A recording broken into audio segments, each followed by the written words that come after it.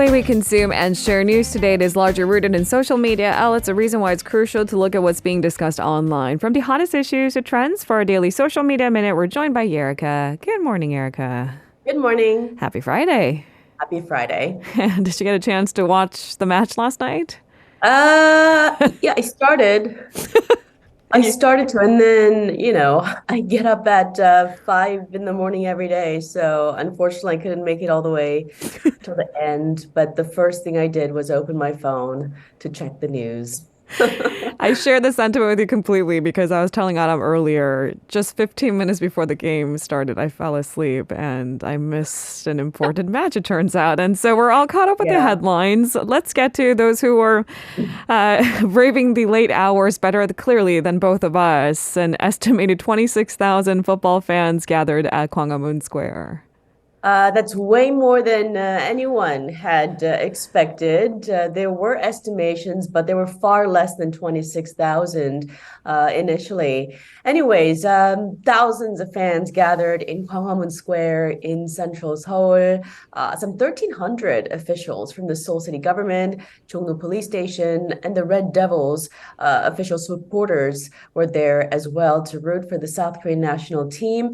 As was previously announced, the National Police Agency dispatched around 600 police personnel, including 6 squads of riot police to maintain order.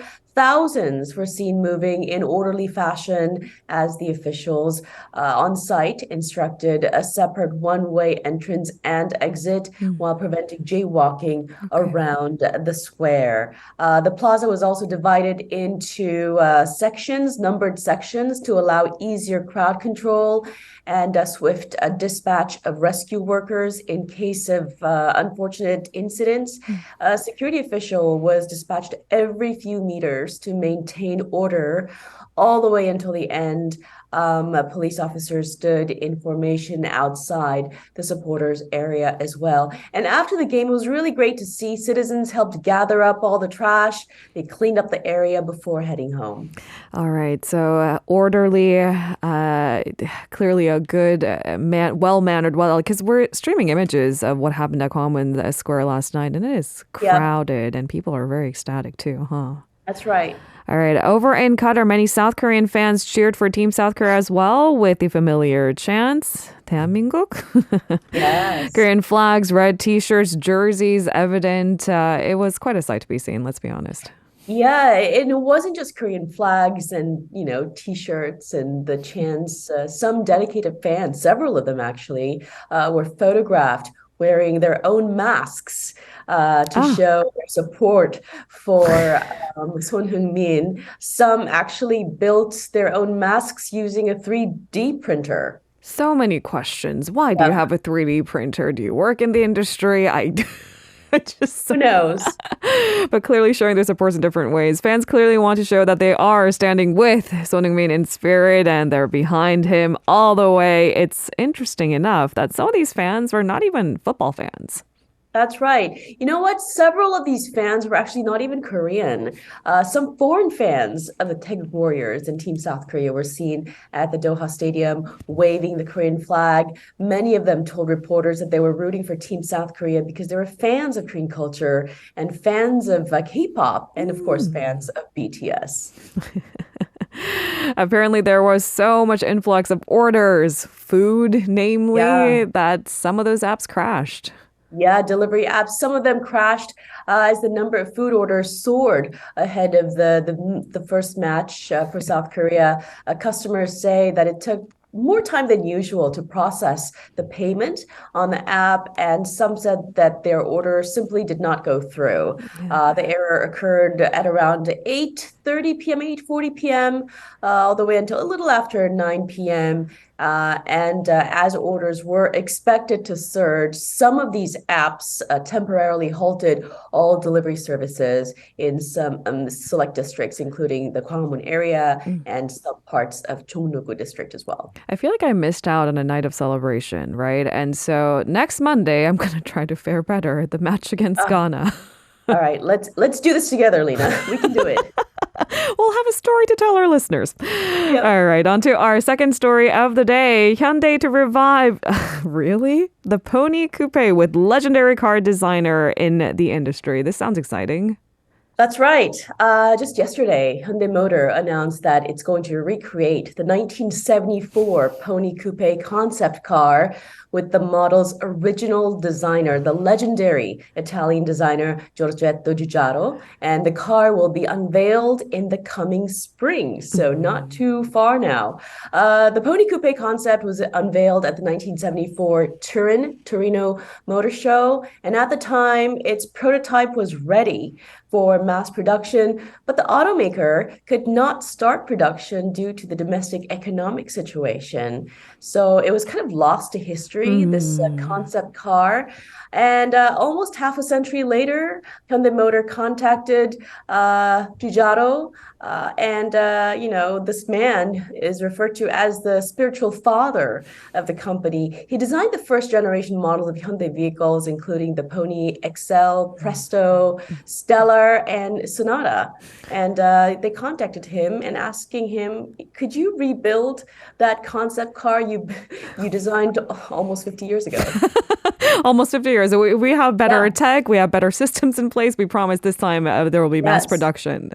And he said yes, which is good news. And he was recently in Seoul to initiate the project with the Hyundai Motors designers. And he told local reporters that the Pony Coupe will be further developed to meet the car maker's vision of shaping the future with legacy, his words. And he said he's happy to have this opportunity to recreate the concept car, but with further developments to the original design.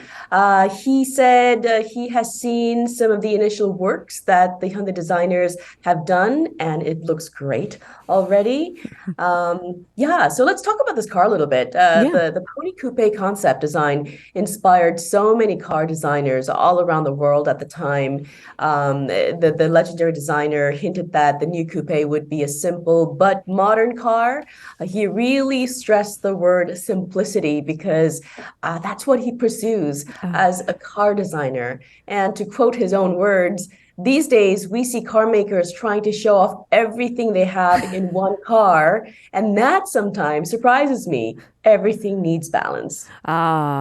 It's the idea of having all the resources and saying, let's take this out and this out and this out. And that's a tougher Yeah. decision too, even for a designer as renowned as he. I was chuckling through this entire story because these cars that you mentioned that he is part of the design, Pony XL, Presto, Stellar, Sonata, these are all cars from our parents' generation. And I just remember so vividly as a young child Yeah. having at least one in the house.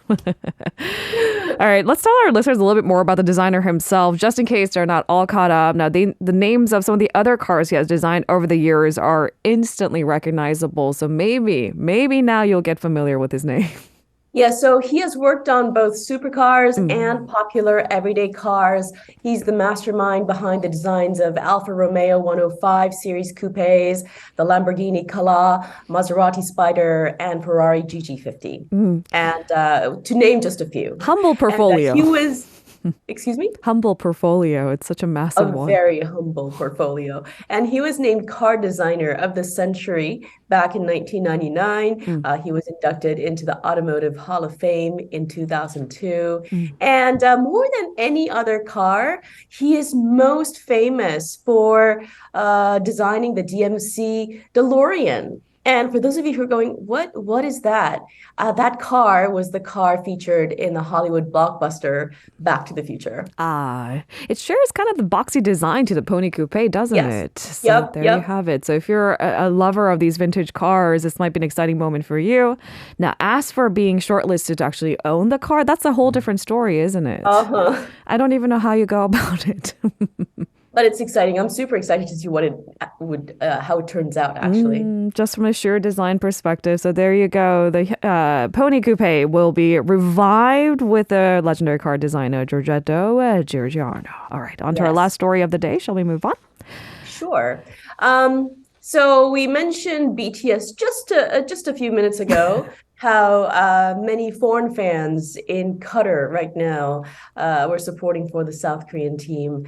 And the reason being that they were big fans of BTS and Korean pop culture. Well, our final news today is related to BTS, and it's that Jin is confirmed to join the frontline boot camp in one of the coldest regions in South Korea.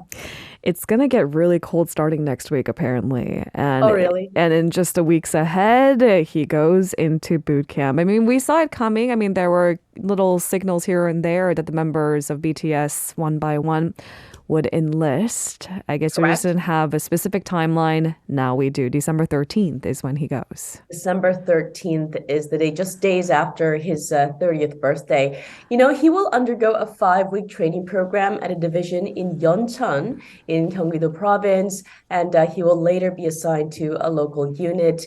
As you all know, he's the eldest member of the boy band, and news of his enlistment went viral on November 13th when he replied to a question about plans for his upcoming birthday. And he said at the time on social media that he would be dispatched to a frontline boot camp. And, that had many people talking, obviously. Yeah. Now, later on Thursday afternoon, that's yesterday, he wrote on Weverse that he had not wanted the news of his training to be so widely reported.